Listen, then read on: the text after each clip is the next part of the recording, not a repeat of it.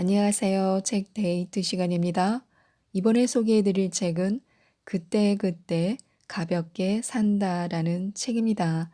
장성숙 지음 새벽 3시에서 나온 책입니다.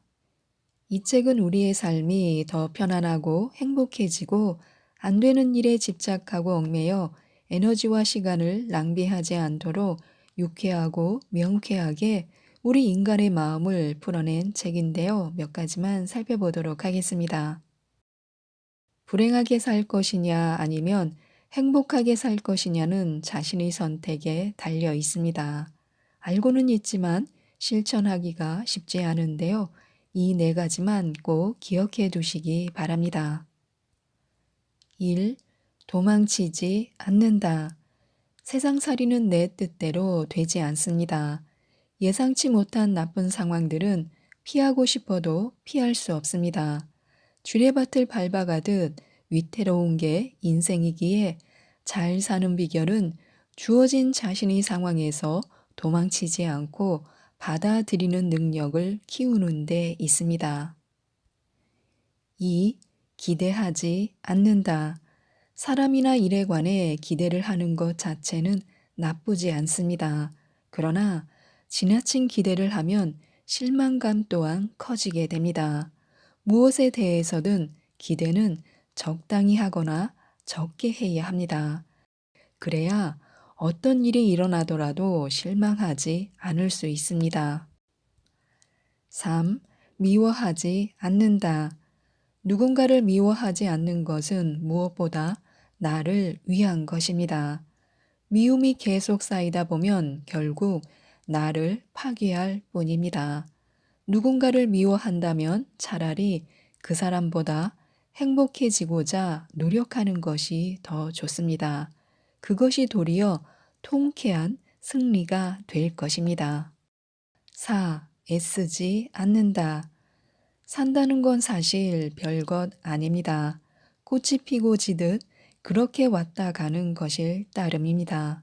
아등바등 애를 태운다고 욕심대로 되는 것도 아닙니다. 그러니 자신이 할 수 있는 최선을 기울이며 그 이상은 내려놓는 게 좋습니다. 그리고 그때그때 가볍게 삶을 즐길 수 있도록 7가지 원칙에 대해서도 꼭 알아두시기 바랍니다. 1.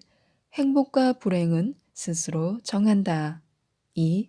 사소한 것도 소중히 여긴다. 3. 절대로 옳은 것이나 그른 것은 없다. 4. 내 것이 아닌 남의 옷은 벗어 던진다.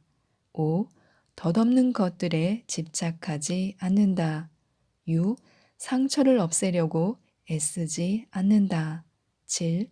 바꿀 수 없는 건 그냥 놔둔다. 무엇보다 자신의 그릇대로 사는 것이 좋습니다.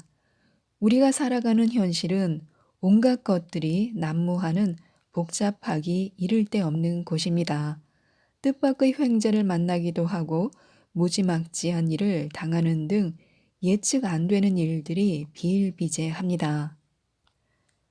그런 가운데서도 비정하리만큼 엄청난 잣대나 질서가 작동하는 곳이 이 세상입니다. 사람은 끼리끼리 만난다라는 말도 그중 하나입니다. 겉보기에는 우연한 만남 같아 보이지만 잘 살펴보면 자기 수준이나 그릇대로 만나지 그 이상으로 만날 수 없습니다. 그런데 그렇게 비슷한 사람끼리 만났어도 크고 작은 갈등이 생깁니다. 각자의 고집 때문입니다. 자주 다투는 부부들을 만나보면 다들 자기 중심으로 세상을 바라보기 때문인지 얼마나 고집이 센지 모릅니다. 한두 번 말해도 안 들으면 그러려니 하고 상대의 눈높이에 맞추는 유연성을 보여야 하는데 어쩌면 둘 다 그토록 자기 틀을 고수하는지 모릅니다. 그렇게 치달아 가다가는 파국으로 갈 게 뻔한데도 요지부동입니다. 설사 파국을 면한다고 하더라도 서로 감정이 상해 억지로 살게 된다면 돌이키기 어려운 손해인데도 말입니다. 이러한 재앙을 막기 위해 우리가 항상 잊지 말고 기억해야 할 것은 상대는 나와 비슷한 수준의 사람이지 그 이상이나 이하가 아니라는 사실입니다. 유유상종이라고 비슷한 사람들끼리 만나는 것이기에 상대에게 과도한 욕심을 부리는 건 비현실적입니다. 자기 삶의 주체는 자신이어야지 상대에게 의지하려다가는 낭패를 보기 쉽습니다. 그러므로 누구를 원망하거나 탓하는 건 부질없다는 걸 알고 남에게 바라기보다는 스스로를 잘 달래어 자신의 틀을 넘어설 힘을 지니는 것이 바람직합니다. 박력 있게 산다는 것은 어떤 것일까요? 장기자랑 대회가 열렸습니다. 유독 한 조의 아가씨가 눈에 들어왔습니다. 춤추는 동작에 어찌나 힘이 착착 들어가는지 보는 이가 흥겨워 따라할 정도였습니다. 며칠 후 그 아가씨와 말을 나눌 기회가 생긴 나는 그녀의 춤이 박력 있어 보기 좋았다고 말했습니다. 그러자 그녀는 한박 웃음을 터뜨리며 급한 일이 있어 바쁜 와중에도 중간에 한 번씩 춤을 연습하고 나서야 하던 일에 집중할 수 있었다고 말했습니다. 그 말을 듣곤 고개를 끄덕였습니다.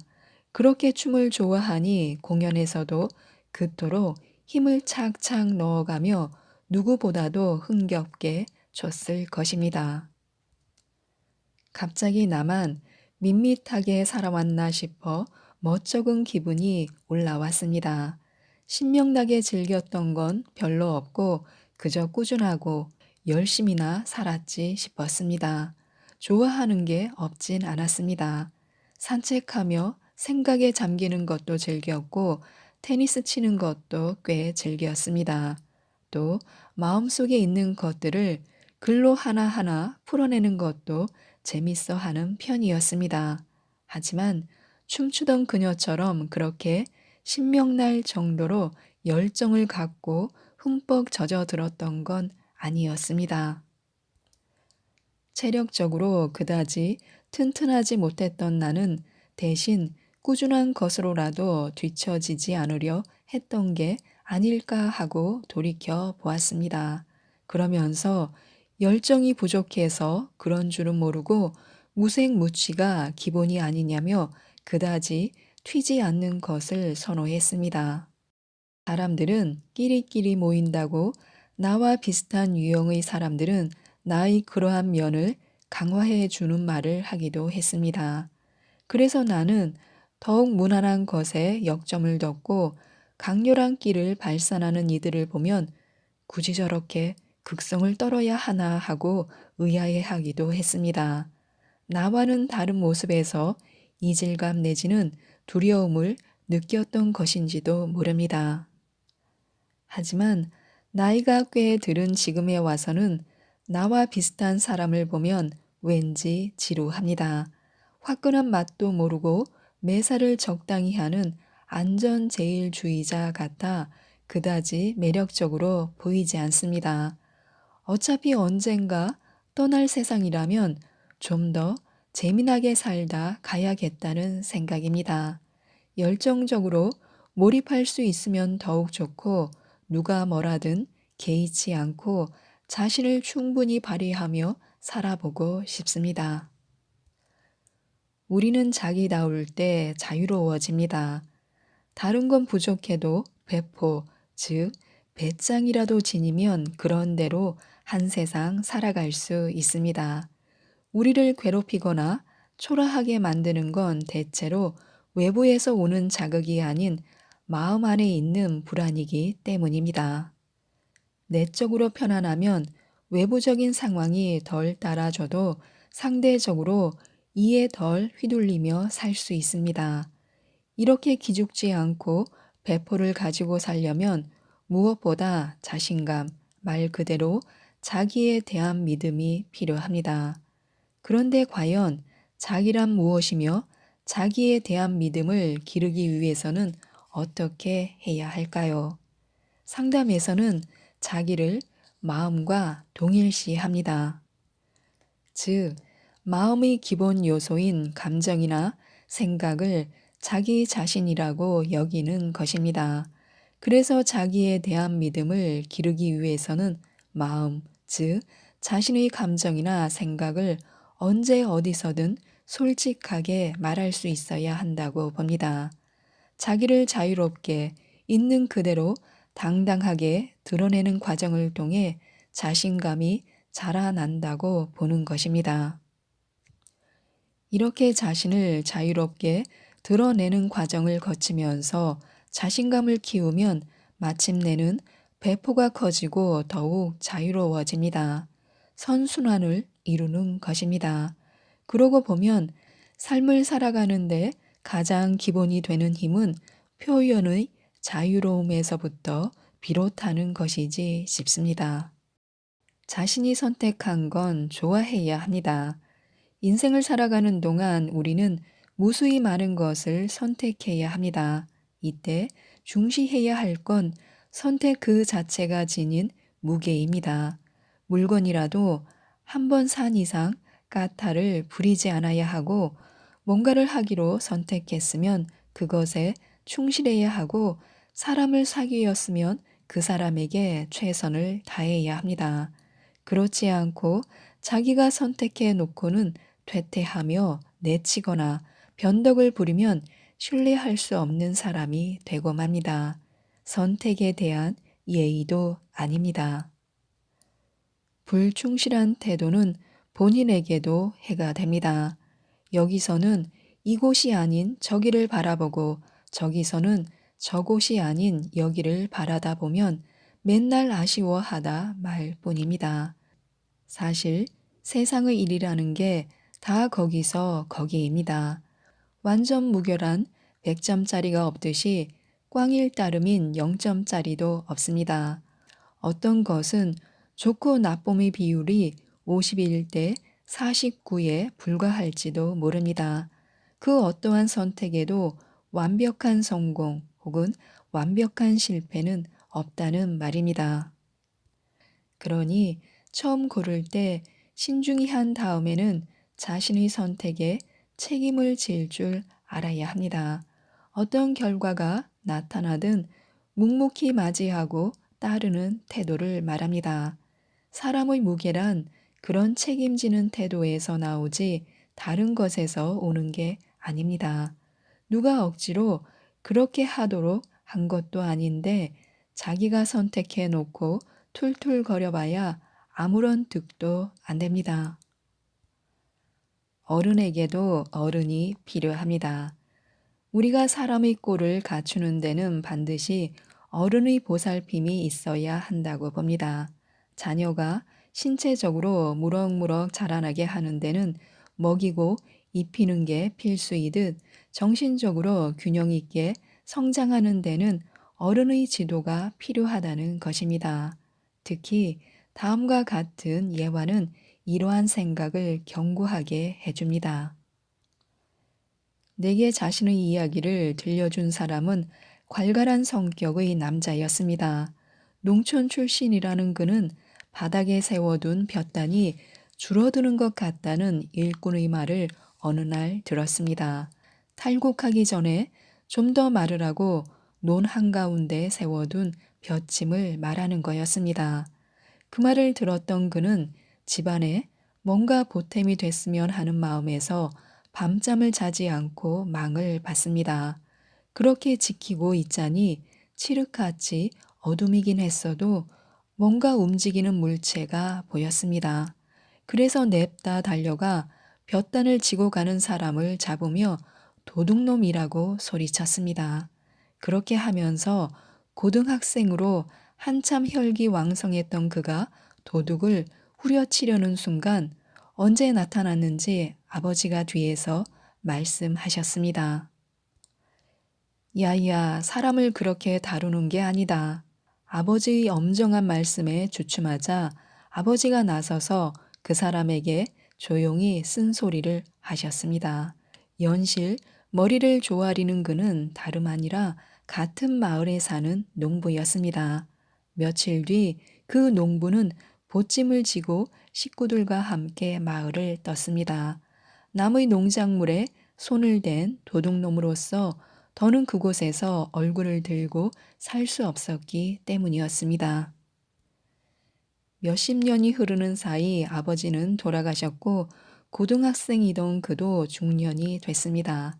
하루는 아버지 산소에 오르다가 산속 외길에서 한 무리를 만났는데 맨 앞의 노인이 바로 그 농부였습니다. 도시로 이주했어도 조상의 묘가 그 지역에 있어 성묘하러 간간히 그곳에 들러야 했던 그 농부는 한눈에 상대를 알아보고 움찔했습니다. 어느새 백발이 되어버린 그 농부는 뒤따르는 자손들에게 먼저 내려가 있으라고 말하고는 그에게 길섭을 가리키며 잠시 앉자고 했습니다. 자리에 앉자 그 노인은 소매 끝으로 눈시울을 닦아내며 그 당시 식구는 많고 식량은 적어 그런 짓을 했다고 사죄했습니다. 다 꼬부라진 노인에게서 이러한 사죄의 말을 듣던 그 남자는 자신도 모르게 전율했습니다. 만약 아버지께서 그 순간 말리지 않았다면 자기는 사람에게 지울 수 없는 상처를 남기고 말았을 것 아니냐고 했습니다. 그래서 사람을 그렇게 다루는 게 아니다라고 말씀하셨던 아버지에게 무한한 감사를 드렸다고 했습니다. 나 역시 이러한 이야기를 들으며 울컥했습니다. 한순간의 실수로 조상 대대로 살아왔던 고향을 등져야 했던 그 멍에도 적지 않았을 텐데 젊은이에게 맡기까지 했다면 그 멍우를 어찌 감당했을까요? 순간의 방심이 평생의 삶에 그토록 엄청난 상처를 입힐 수 있다는 사실에 당사자가 아닌 타인인데도 몸서리가 젖었습니다. 우리 모두는 불완전한 존재로서 순간의 방심으로 끝없는 나락에 떨어지기도 합니다. 이러한 실수를 저지르지 않도록 잔소리해 주는 어른이 주위에 있다면 얼마나 큰 복일까요? 그런데 오늘날 우리는 그러한 어른을 상실한 채 개성이라는 이름 아래 자기 멋대로 살아가는 형상입니다. 때로는 이러한 것에 어지럼증을 느낄 정도입니다.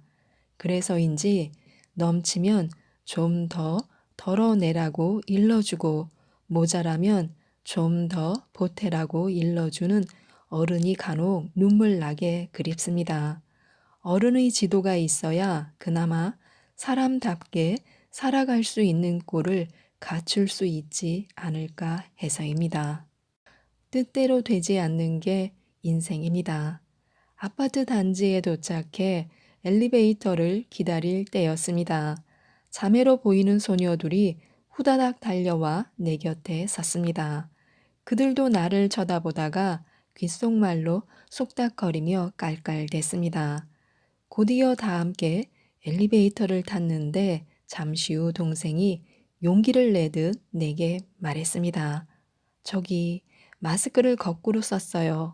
그들이 그렇게 웃었던 것은 마스크를 거꾸로 쓰고 있는 내 모습 때문이었던 것 같습니다. 아, 그래? 알려줘서 고맙다. 이렇게 말하는 사이 그들은 쑥스럽다는 듯 다시 웃었고 곧바로 자기네 집이 있는 층에서 콩콩 뛰어내렸습니다. 그 나이 때는 모든 게 그렇게 신기하고 재미있는 것인지 별것 아닌 일로 그렇게 웃는 그들이 마냥 싱그러웠습니다. 나도 그들처럼 그렇게 잘 웃었던 때가 있었지 하는 생각이 들었습니다. 세월이 유수 같다더니 어느새 청소년기를 지나 중년기도 넘기고 이제는 노년기에 들어서 있습니다. 아직도 어렸을 때의 기억이 엊그제 일처럼 선하기만 한데 말입니다. 지금 생각하면 어이없지만 나는 내가 훗날 커서 행복하게 잘 살 줄만 알았습니다. 그런데 막상 내가 살아가는 세상은 어느 것 하나 녹록한 게 없습니다. 어려서는 힘겹게 공부를 해야 했고 진학도 자신의 능력에 맞게 가야 하는 거였고, 더구나 인간관계는 혼자 잘한다고 되는 게 아니었습니다. 수많은 우여곡절을 겪으면서 비로소 세상살이가 뜻한 대로 되는 게 아니라는 것을 알게 됐습니다. 오히려 뜻대로 되지 않는 게 훨씬 많다는 사실도 알았습니다. 작은 것에도 까르르 웃음을 터뜨리는 그 소녀들의 해맑음, 그들의 웃음소리가 왜 그렇게 귓가에 맴도는 것일까요? 그런 때가 내게도 있었다는 그리움 때문인지, 아니면 그런 모습도 어느덧 사라질 게 뻔해 안타깝다는 심정 때문인지 명확하지 않습니다. 다만 한 세상 산다는 게 잠시라는 생각이 들 뿐입니다. 지금까지 이 책에 대해서 말씀드렸는데요. 마음이 괴로운 이들을 위한 명쾌한 인생 처방전이 담긴 이 책, 그때그때 가볍게 산다를 꼭 한번 읽어보시고 보다 재미있고 편안한 마음으로 즐겁게 사셨으면 좋겠습니다. 이상 책데이트였습니다. 감사합니다.